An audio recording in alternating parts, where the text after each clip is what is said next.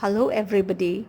In this video today, I'll be discussing the summary, the title, the setting, the characters and paragraph-wise explanation, the message of the story, The Lost Child, okay, which is in the supplementary book of class 9, Moments, and this is the first chapter. The name of the chapter is The Lost Child by Mulk Raj Anand.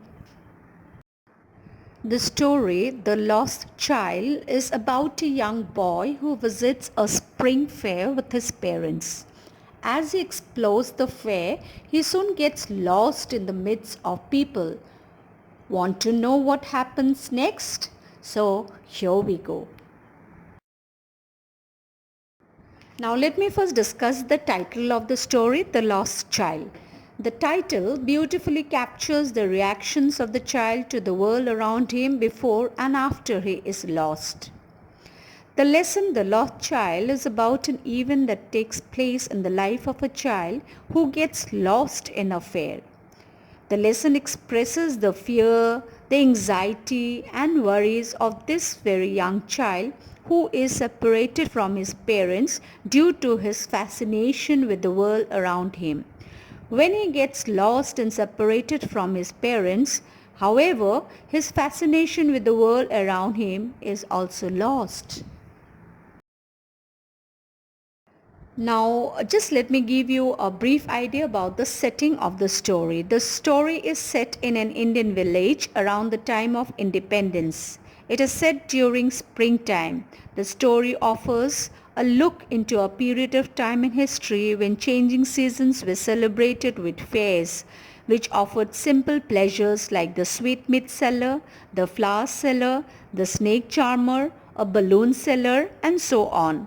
The time period is emphasized further by mention of the modes of transportation such as people riding on horse on the roads, while others rode in the bamboo and the bullock carts, while many walked on foot. I'm sure you would like to know the characters that are in the story. There are actually 4 characters without any names in the story. They are the child, his parents, and the unknown man who tries to console the lost and sobbing child. The first character that I would like to discuss about today is the child. The child is very young and full of joy and excitement at the thought of visiting the fair. He is attracted by all the sights and sounds of the fair. Like all children of his age, he wants whatever catches his fancy, whether a sweetmeat or a dragonfly. He is, however, quite obedient and disciplined, as he does not throw a tantrum when his parents don't give him any of the things that he demands. In the end, he dissolves into tears as he realizes that he has lost his parents and makes a valiant effort to look for them, almost getting trampled underfoot by the people at the temple before he is rescued by a stranger. The same thing that he had entered a little while ago lose all meaning when he gets separated from his parents.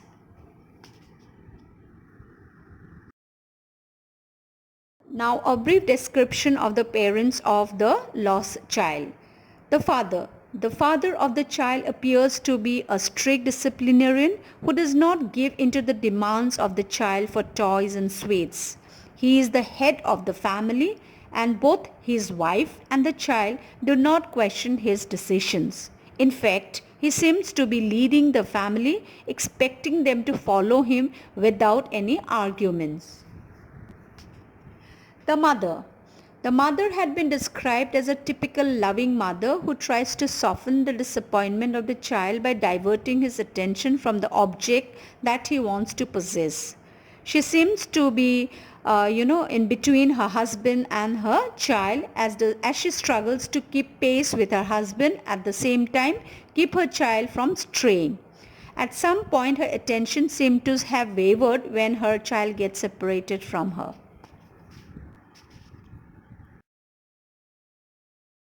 The stranger in the story appears to be a very kind-hearted man who rescues the lost child from under the feet of people thronging outside the temple. He tries very hard to stop the child from weeping by offering him all the goodies at the fair and appears to be genuinely concerned to restore the child to his parents. Now I begin the explanation in detail. Please refer to the text as I explain. Now the story is set in the spring season. As the winter season had just ended, all the people came out of their houses. They were cheerful as the chilling cold winter had ended. People conveyed through different modes: foot, horses, bamboo carts and bullock carts. A little child was accompanied by his parents. He ran excitedly and often banged into his father's legs. He was full of life, excitement and laughter. The child was attracted to the toys which were displayed at the various stalls. As he would be left behind, his parents would call him to come with them. The child was obedient and would walk towards them on being called, but his eyes would keep on looking at the toys that he wanted. As he reached them, he could not control his desire to buy a toy. He was familiar to the reaction that they would give. He knew that they would stare him, indicating denial to buy him the toy. The child knew the emotionless way in which they would stare at him, that is, the parents would stare at him. The child was unable to control his desire any longer. He said he wanted to buy the toy. The father's eyes grew red with anger. He looked at the child just like a cruel ruler who was trying to oppress him. The mother became emotional due to the cheerful mood. Lovingly, she gave her finger to the child to hold and guide him to a place. She asked him to see what was in front of him. There was a vast field full of bright yellow colored mustard flowers. They seemed like flowering streams of gold and were widespread. A group of dragonflies, black bees and butterflies buzzed around, sucking the nectar from the flowers. The child looked at them as they flew around. When one of them sat somewhere, he tried to catch them, but the tiny creatures would fly away the next instant. The mother called out to him as they started walking down the footpath. The child ran towards his parents. He walked next to them, but after a few steps, he stopped to see the insects who were coming out of the soil. Once again, the child was left behind. The parents again called him. They sat next to a well under the shady trees. The child once again ran and joined his parents. As the child entered the shady forested area, he was welcomed by a shower of flowers. He forgot his parents and started collecting the petals that had fallen. Just then, he heard the cooing of doves and was excited to see them. He started chasing the birds, and in the process the petals fell from his hand. This shows that as the child got attracted towards the next thing, he forgot what he had been doing earlier. The parents called the child, who was running and playing around a banyan tree. They lifted him and walked down a narrow twisting lane through which they crossed the mustard fields and reached the fair. As they were about to reach the fair, the child saw huge crowds of people walking from all directions towards the fair. The dense crowd scared him and he stepped back for a while, but the next moment he got attracted to the mind-boggling crowd of humanity. At the entrance of the fair, to one corner, a sweetmeat seller had set up a shop. He was selling various sweets like gulab jamun, rasgulla, barfi, and jalebi. The sweets were displayed at different heights and were covered with foils of gold and silver. The boy's mouth watered when he sighted his favorite burfi. He expressed his desire to get one in a low voice because he knew that his request would be refused by his parents. They would say that he was greedy for the burfi. As he did not expect that his demand would be fulfilled, he walked farther. The next stall was that of a flower seller. He announced that he was selling garlands of gulmohar flowers. The child wanted one of those. He walked towards the basket of flowers and again announced his desire to have one in a low voice because he knew that his demand would not be fulfilled. They would refuse to buy him the flowers as they would say that they were cheap. Again, the boy walked ahead without expecting a reply from his parents. The next thing that the child came across was a balloon seller selling balloons of different colors of the rainbow. The boy was attracted to the shiny colors of the balloons and wanted to have them all. He knew that his parents would not buy the balloons for him as they would reason that he was too old to play with them. So the child walked further.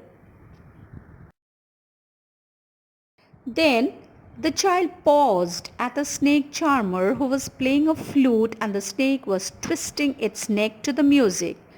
The snake had coiled itself in a basket and had raised its head out. It bent and moved its neck gracefully like a swan. It seemed that the music of the flute was heard by the snake's invisible ears and created the effect of a waterfall on it because it swayed its neck in a similar way. The snake was a cobra. The boy walked towards the snake charmer, but as his parents had warned him to remain away from the unpleasant music played by such men, he walked further. Later, he saw the roundabout swing. It was full of men, women, and children who were enjoying the ride. The boy watched the people on the roundabout and then, with a lot of courage, expressed his desire to go on the roundabout. When his parents did not reply, he turned towards them. He saw that they were nowhere around. He looked around and behind, but his parents were nowhere to be seen. The boy cried loudly, jerked his body and ran here and there calling out for his parents. He was full of fear and tears started rolling down his cheeks as he wailed and ran round his turban open and his clothes became muddy. After some time he gave up. The loud cries turned into mild sobs. He saw some people standing and talking and tried to find if his parents were among them. The laughter and talks of the people were meaningless for the child. He was simply searching for his parents. The boy ran towards a temple which was crowded with people. He ran through the legs of men, calling out for his parents. The crowd was pushing each other as he neared the entrance of the temple. The boy got scared of huge strong men who stared people with their murderous eyes and pushed them with the strong and big shoulders. The boy could have been crushed under the feet of the man had his cries not been heard by a man in the crowd.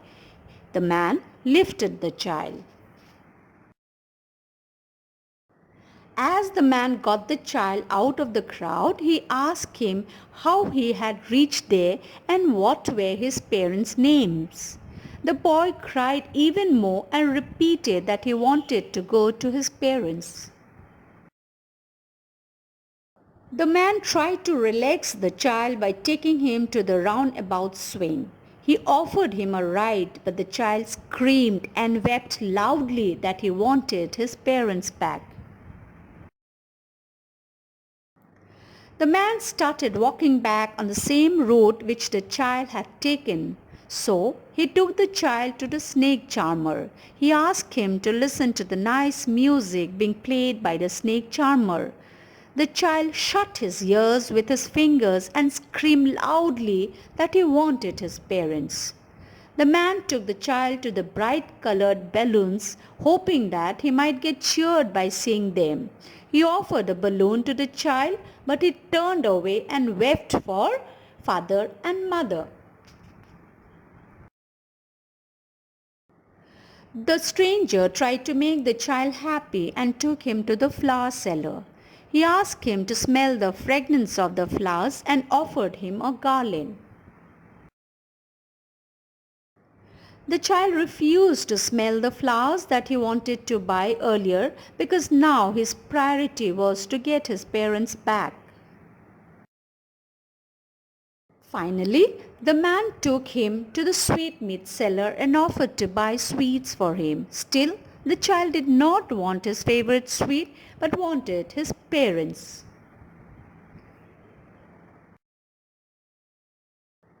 Now let me discuss the message of the story, The Lost Child.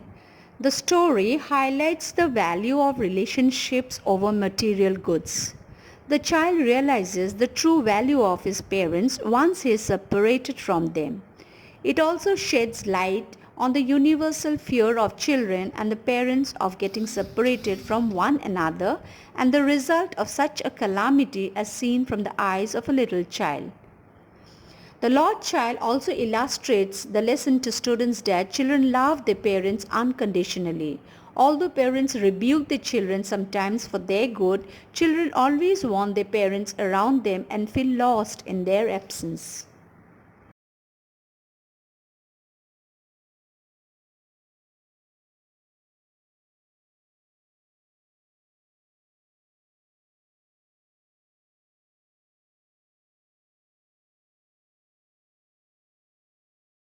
That's all for today. I hope this video will be useful for you and it will definitely help you in a better understanding of the story The Lost Child by Mulk Raj Anand.